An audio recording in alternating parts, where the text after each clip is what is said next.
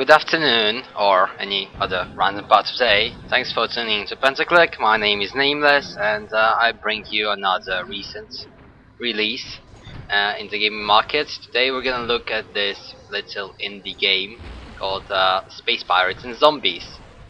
The name doesn't really tell you much, although I'd say it actually tells you everything because it's a game about being in space as a pirate and fighting zombies. So you could say that actually the title is pretty inclusive. Uh, However, despite the title being sort of really simple, the game itself seems to be rather complex and having quite a profound depth to it.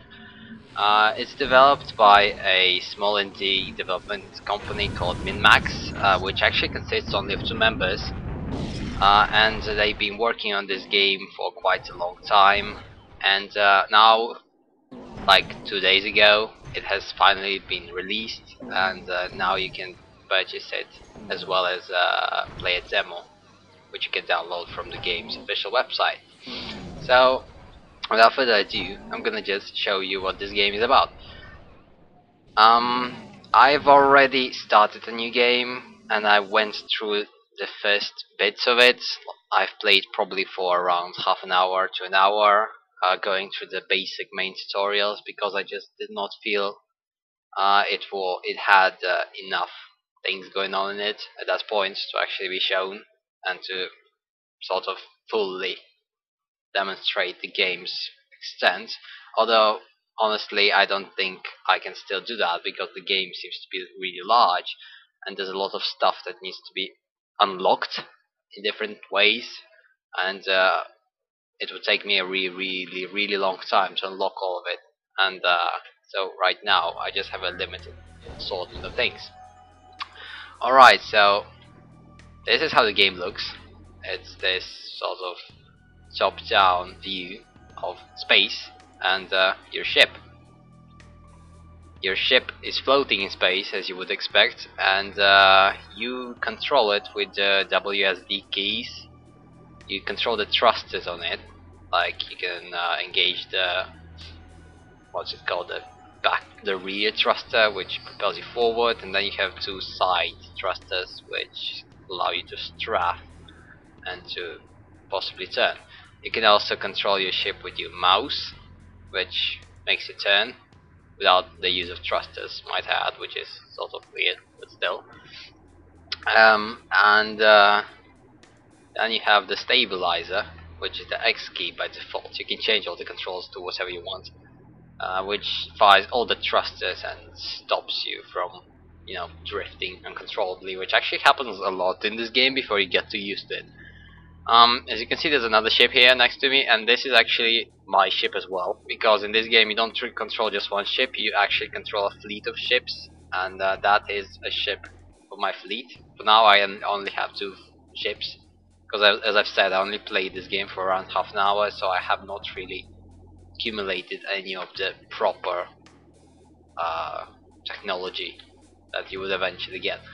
The cool thing is that you can switch between ships pretty easily, either by pressing the 1-2 key, and you can control either of them. The ships are different, like there's a lot of kinds of ships that you can build. There's different gear on it, like this ship here has laser cannons of some description, which fire this consistent beam of energy by left clicking, as you may have figured it out. And this ship, if I remember correctly, it has more of a bursty weapon, some sort of laser bolts being fired from cannons. It's significantly harder to use because, as you might imagine, hitting with these boltings is an absolute hassle, while just shooting beams is, well, for lazier people like me. Well, anyway, so this is how the game looks, and as for its objectives, well, there are many. You sort of have your main quests, which you can see here in the ship log, and right now my main quest is to unblock the warp gate. And these are your advisors, I guess. They're the main characters. I think this one is you, this weird hairy guy with a beard. He appears to be the sort of the protagonist and I guess the captain of the fleet, or the admiral or whatever. And this large thing, large ugly square shapeless thing, this is actually your home. Yeah, pretty homey. It's your space station, and this space station basically, well, it contains a lot of stuff you need. It contains hangars for your ships, where you upgrade your ships, where you keep your ships, where you buy ships and stuff like that. It also contains all the resources you can collect, which are actually just resources. There's only one resource, it's called res. It's apparently some sort of fictional. Alright. I'm being prompted to stop drifting around, which I will probably now start doing. Now, what I have to do is I have to... Now, this is the star map here. All of this are stars, and each star actually has planets around them. So the world is huge, it's enormous. Like, it's really, really big. Like, and right now I am in this star map here. I mean system. This is a star, and I'm in this system. And I'm not quite right. And this is the system. So yeah, this is the star map, and then there's this, the system map. The system map is with the star in the middle, obviously, and then there's the planets and other celestial objects that orbit the planet. My current objectives is to go here, and this is a blockade or a warp gate, which enables me to travel to other stars. There's enemy ships there which would want me to sort of stop. They would not let me through because they fear the spread of pandemics or whatever. So I need to fight my way through them to actually get to other stars. Before I started recording, I tried to do that, and I sort of got demolished. Like, I literally got destroyed without even dealing a single point of damage to the enemy forces. So I'm thinking that I need to level up and to some way to increase the power of my fleet and my ships, so I can actually stand up to the force guarding this gate. As you see, it's yellow, which means it's moderately difficult. Apparently too difficult for me.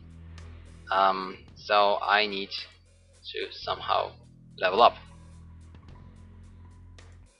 Okay, so there's a mission here. There's some sort of civilian ship in need of escort.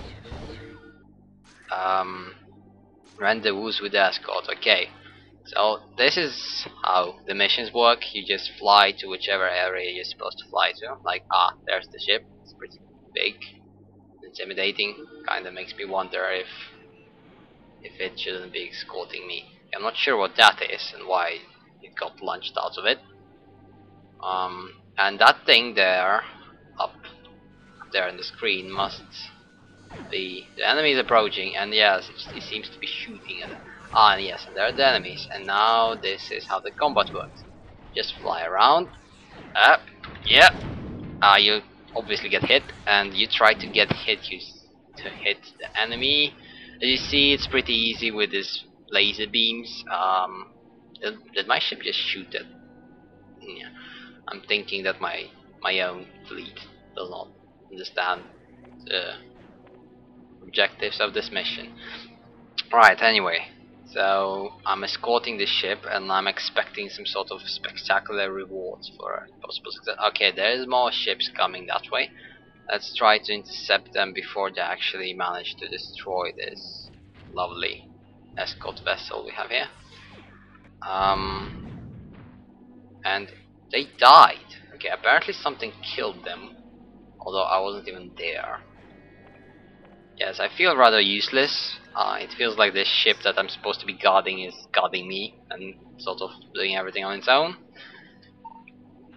But I guess that's the story of my life. Why does it keep launching these things, and what are they? I would really like to know. One of the things about this game, it doesn't really hold your hand. It's not very comprehensive. There are tutorials, and it does sell you enough to be able to play it. But it also does not, like, what is this? Is this a way? Okay, wait for it. Wait for it. We'll complain after we actually deal with this invading forces which are killing everything. Yes, one of the things to remember. Yeah, I'm not doing anything. This ship is defending itself. It also seems to be dying, unfortunately. Okay, that there is a larger ship, and it appears I have failed my mission. It appears that this awesome muscular ship that I was supposed to be guarding, and I thought it was doing everything for me, was not actually doing that well. It died. The good thing is I actually managed to partially reverse engineer it, which is another mechanic of okay, well, there's no more reason to stick around here. Yeah, reverse engineering is another mechanic of the game, which is actually the way you get new ships. Whenever you destroy a ship, you partially reverse engineer its sort of schematic and the way its design, I guess. And that if when you fully reverse engineer it after several kills, you're then able to build the ship yourself. So basically, the way to acquire new models of ships is to destroy them in combat and to pick up their black boxes, which are then used by our awesome scientist guy that kind of looks like Gordon Freeman, to reverse engineer. Right. Okay, now we're in a more battle-y. Okay, there's some tremendous FPS drops. These are not the game's fault. I've played this game without fraps on. Without fraps on, I was not experiencing this, so this must be just fraps being, well, fraps.